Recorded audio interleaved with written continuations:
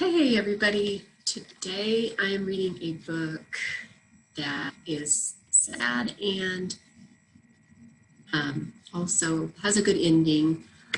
When I teach school, I always tell the kids that they should be lucky to go to school, and I know sometimes a lot of kids don't feel that way, but the alternative back in the early 1900s was to work in a factory all day long or to work in a dangerous job. And this is about a lady, this is based off of a true story, and it's about a lady that went back to get child labor laws passed. And this is called Mother Jones and Her Army of Mill Children. It's by Jonah Winther, and the illustrations are by Nancy Carpenter. And this is Mother Jones. My name is Mother Jones, and I'm mad. And you'd be mad too if you had seen what I've seen. I've seen coal miners in West Virginia covered with soot, lungs filled with dust, hardly being paid dilly squat. While over yonder, the mine owners sit inside their mansions, sipping tea, petting their poodles, and getting richer off the sweat of the coal miners. I've seen factory workers getting shot at by company guards just for taking part in protests, demanding decent pay for their hard work. And I have seen the inside of a jail cell just because I stood up and spoke out for the workers of the world, my children. Trespassing is always the charge on account of the fact I'll just march right into a factory and speak my mind. Trespassing? Ha! I will tell the truth wherever I please. I am what's called an agitator. I tell the truth about the wretched conditions for workers and get folks riled up. Well, I've seen lots of things to get riled up about. The worst thing I ever saw was in the fabric mills of Philadelphia. I saw children your age, 9 and 10 years old, who worked like grown-ups, forced to stand on their feet for 10 hours straight, tying threads to spinning spools, reaching their hands inside the dangerous machines that make the fabric, sometimes getting skirts caught, sometimes getting hair caught, sometimes hands or legs, working for hours and hours, never resting, breathing deadly dust, robbed of their childhoods, robbed of their dreams, and all for a measly 2 cents an hour, while outside the birds sang and the blue sky shone. I saw the gray line of children dressed in rags heading home in the dreary dark of evening. I saw them collapse on their pallets of straw, too tired even to eat, just to be forced back to work, by the factory whistle at 5 a.m. I saw burly foremen throwing the tots in through the factory doors when they were late, paddling them when they didn't work fast enough. I saw their gnarled little hands, which looked like the hands of someone who had been working 80 years. I saw their stooped backs and their missing fingers. Children! I saw parents too, standing side by side with their kids. It wasn't that they didn't love their darling babies. It was just that they were paid so little by the factory owners that their children had to work or starve. Well, once you have seen cruelty, truly seen it, you can't just walk away. If you can't stop it, you've got to make sure other people see it. And that is what I did. I called the newspapers. Of course, the newspapers were owned by rich folks who were buddies with the rich folks who owned the mills. And so they weren't about to print any stories that made the mill owners look as evil and greedy as they really were. Money is a powerful thing, but there is power in the people. There is power in the union of workers marching side by side, demanding better lives. What? You never heard of a union? It's like a club for workers. And sometimes the workers in a union walk away from their jobs to protest unfair treatment. That's called a strike. Well, boys and girls, I had an idea for a strike that those newsmen would have to write about in their stinking papers.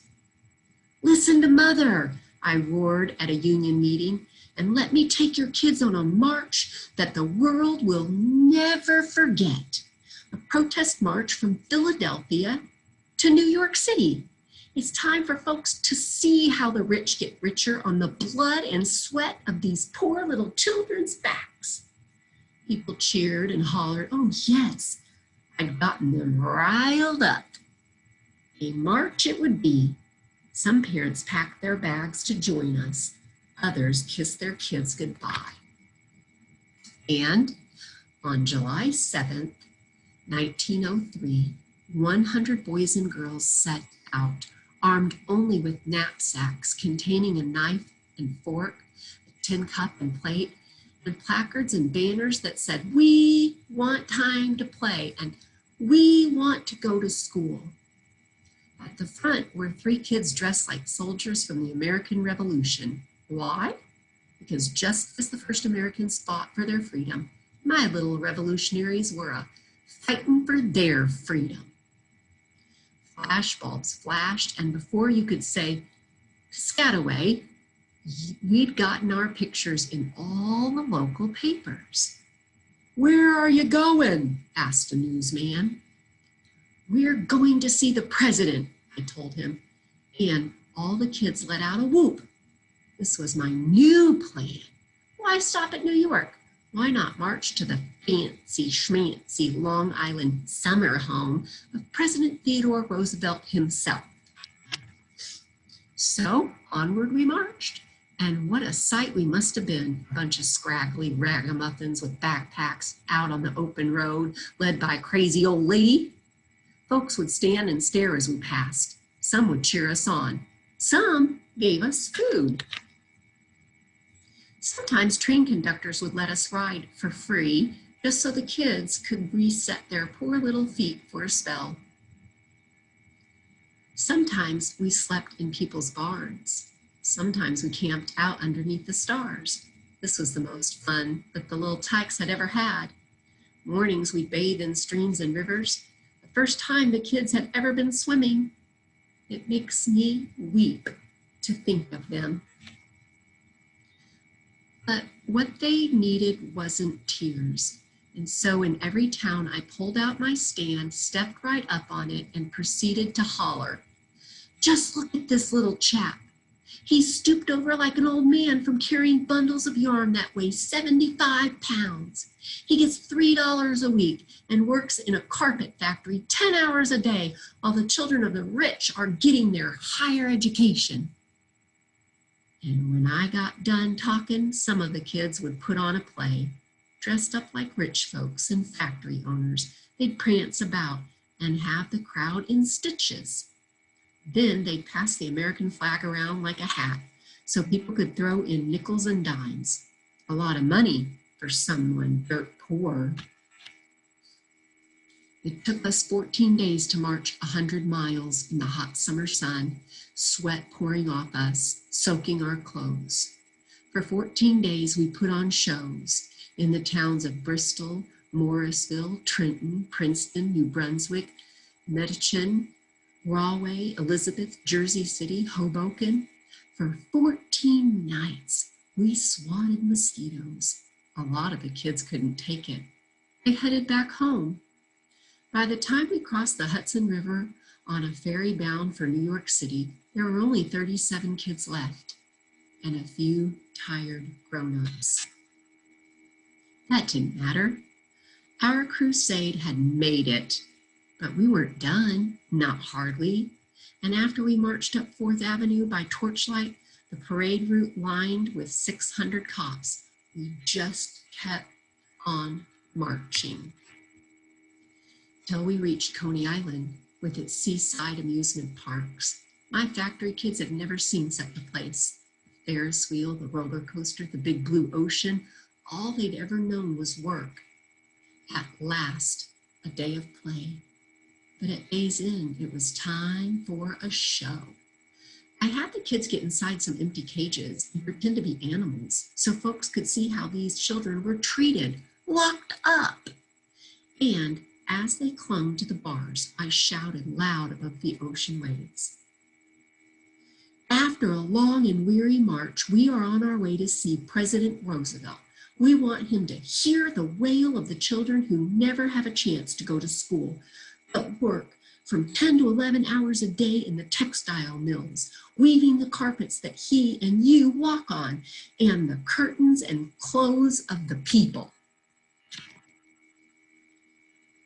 We did want the president to hear us, but I had promised the parents of those kids to have them back home in 10 days, and we'd already been on the road for 20. So I sent most of my little troops home. What was left was just a motley crew, 3 boys, me, and a couple of men sneaking through the woods of Long Island. By the time we got to the president's mansion, boy, were we tired and dirty. But we'd come this far. Surely he'd agree to see us. We were Americans. We were humans. We stood at the gates and were told that the president was out. We were told we should write him a letter. We were told in so many words to get lost. So this was how my glorious march was to end, with 3 tired children sobbing because they knew they had to go back to the factory? So the march was a failure? Heck no. What we did that summer changed the world. The Children's Crusade shined a great big spotlight on child labor. Decent, good-hearted people finally saw these kids who worked in factories, and that got people thinking, which finally got them demanding laws against child labor. No child under the age of 18 may work a dangerous job. No child under the age of 16 may work during school hours. No child under the age of 14 may work after school hours. And these laws helped get children where they belonged, out of factories and into classrooms. It took nearly 40 years for America to pass these laws. But as they say, the wheels of justice grind slowly. And sometimes you need a strong mother to set them in motion. And even when I'm dead and gone, I will be with you, my children, in the laws that protect you from working in factories. I will abide wherever there's a fight against wrong. I will abide in every fist that is raised against injustice. And you could pause it here and read the author's note if you want to. I think Mother Jones was amazing. I think that's an actual picture. Those are actual pictures of her, and those are actual pictures of the children.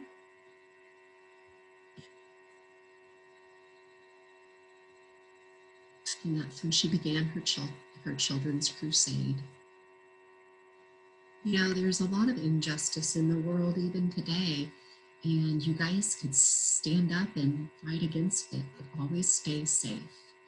I recommended to my school kids that if they saw somebody being mean to somebody else, maybe out in public, maybe they could just go up to that person and walk them away from the situation and maybe say some kind things to that person that was maybe being bullied because of their religion or race or for any reason. But you also want to be safe. So you don't want to get into a situation that's not safe. So if you can stand up and help somebody else out, I would try that. Make sure you talk to your parents. All right, you guys, have a great day.